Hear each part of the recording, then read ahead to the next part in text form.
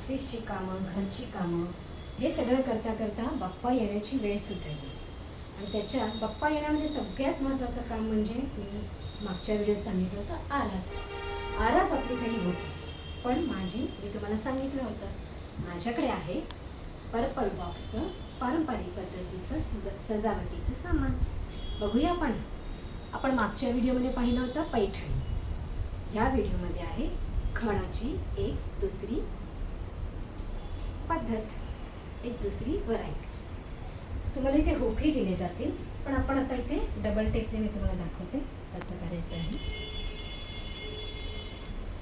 हे झालं बॅकड्रॉप बाप्पाच्या मूर्तीच्या मागे. आणि हां, तुम्ही हे बॅकड्रॉप तुमच्या बाप्पाच्या मूर्तीच्या उंचीप्रमाणे कस्टमाइज करू शकता. हे आहे अगदी सुंदर वेगवेगळ्या रंगाचे तोरण.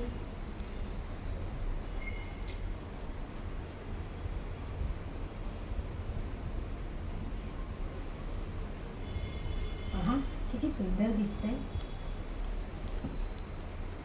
हे आहे चौरंगासन.